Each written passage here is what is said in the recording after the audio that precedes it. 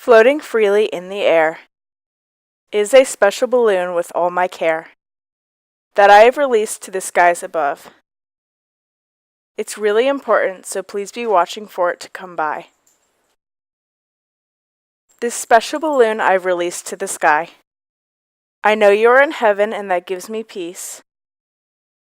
But balloons don't really go to heaven.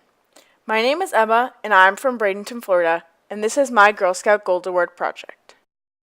A balloon release is a symbolic gesture where balloons are released into the sky. It can be as few as one balloon released in someone's backyard, or the 25,000 balloons released at the Indy 500 annually. Balloon releases can be symbolic gestures to reach out to remember people who have passed away. People are realizing that balloon launches are bad, and it's important to inform as many people as possible that balloon releases can not only result in polluting our environment, balloons can injure or even cause death in animals. Clemson University recently ended a 30-year balloon launch tradition where over 350,000 balloons were released to the sky, only to come back down and harm countless birds, animals, and sea life.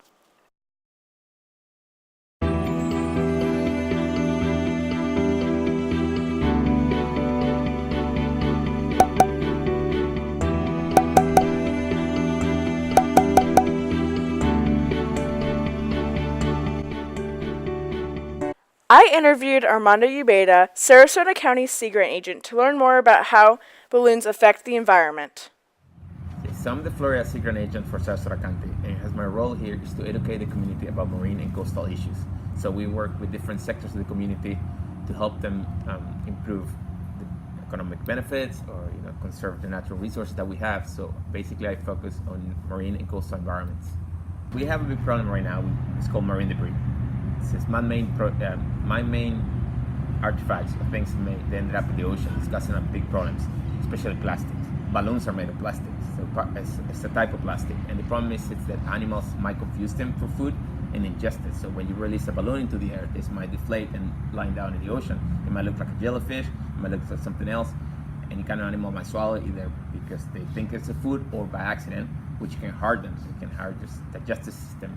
So that's a bad thing. Also, the cords where these balloons have attached, they can entangle in certain animals. They might, kill them as well. But in long term, also the plastic balloons are made. If, let's say nothing ingested, plastic doesn't degrade. Plastic just becomes smaller and smaller and smaller. And the problem is that we still don't know how that can affect us. But that definitely will enter into their system. It can get into fish tissue. It can get into some other organisms. It can come back to us if we eat the fish. So we're still learning some of the potential harms of these things. I went out in the community of Bradenton to a bunch of cool places on a journey to find animals and environments that are affected by balloons and other marine debris. My first stop was DeSoto Memorial National Park in West Bradenton. This environment is home to dolphins, fish, crabs, and more small animals that live in the mangroves.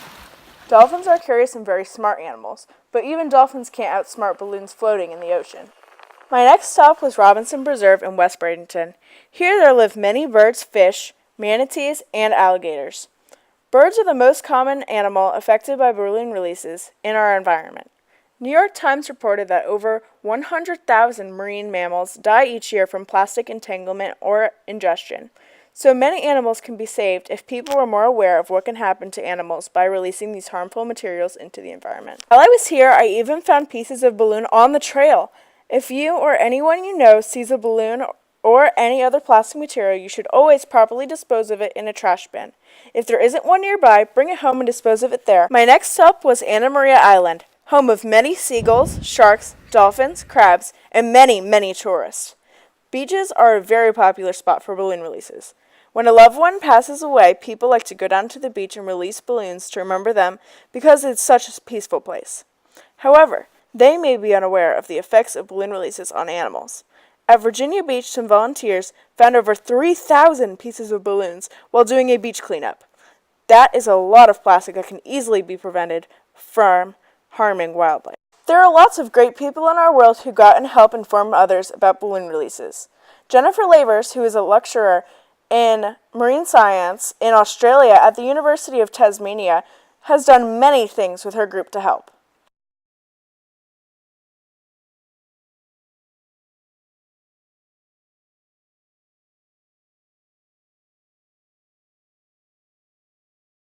floating on the ocean surface is kind of fair game.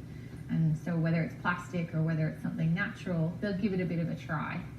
The adults go out there, they collect it, and they don't realize that it's plastic, they mistake it, and they bring it back and they unfortunately feed it to their chicks.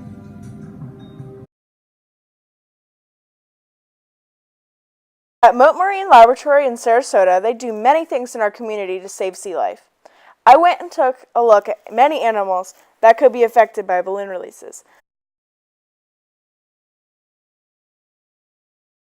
Like these manatees. If these manatees saw a balloon, it might look like food to them, and they could get tangled in a string, or it could get caught in its organ system and be moved into the rest of its body. Rubbers made in balloons were not meant to be broken down in any body system, so why should they be?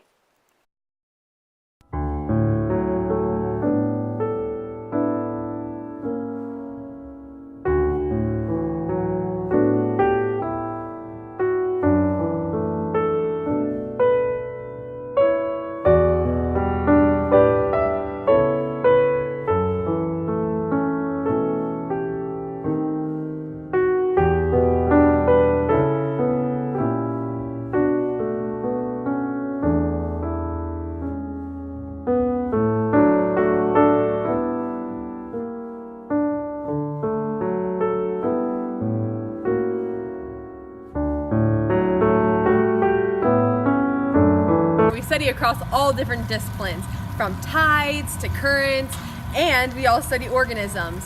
And it's really fun to do it with all my classmates that have been here for the past 3 years. So, I just have always loved the water. We live on the water, and it's always really cool to see how everything works in a deeper level than just what we see from TV shows and movies. So. I go on actually beach cleanups every month. I am the president of the Environmental Science Club, and we host beach cleanups, and we see tons of balloons and debris like plastics that really can hurt animals, and we see dead fish all the time, and those are usually from trash-related incidents. Sea turtles are another animal that can be greatly affected by marine debris, such as balloon waste. A sea turtle's main diet is seagrass and jellyfish that could both be compared to a balloon in appearance. Global Change Biology Journal recently examined more than 100 sea turtles from the Atlantic and Pacific Oceans and the Mediterranean Sea. More than 800 synthetic particles were found inside the turtle stomachs, including latex balloons. Here in our world, we need more organizations like Mote Marine who go out in our community to help something that they are passionate for. Instead of releasing balloons, we can do so many other things. As part of my job as department chair, I help coordinate all of the science programs at St. Stephen's, pre-kindergarten through 12th grade, and I help work with the teachers to develop the independent curriculums that cover all of the science topics. As Marine Science Director, I also coordinate our Marine Science program, including our Ocean Academy, which is the special high school program developed for those students who have a sincere passion for the ocean. When I was in college in the Northeast, I fell in love with environmental science and spent a great deal of time studying northeastern hardwood ecology, and that was my passion, was walking in the woods. And then when we moved to Florida, we went to the beach, and the magnificence of the ocean overwhelmed me. And the good news is the environmental principles are the same, it's just that my passion has switched to the ocean.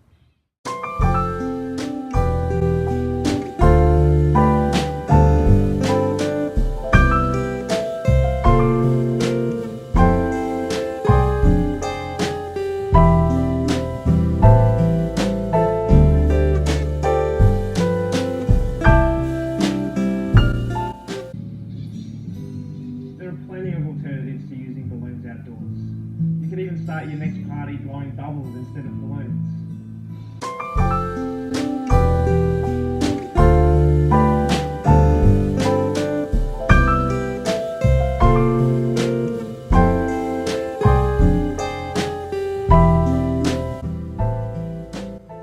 I think you can do many things. There's saying the people that would like to do, some release a balloon, things like that. There's actually some paper.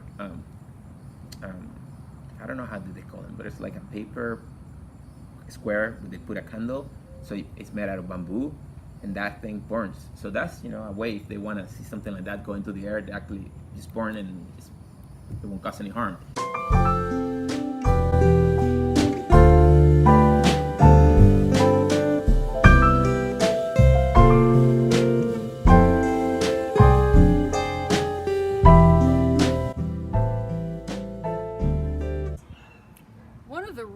special things that happens here in Florida, especially in Sarasota, Florida, is that people can engage with reef innovations and with the Eternal Reef Foundation. And people who are choosing to be cremated after they die can have their remains entombed in one of the reef balls, and those reef balls then be decorated by the family with things that are special to that particular person, and then that reef ball will become part of an artificial reef. And so in essence they are helping the ocean live on in forever.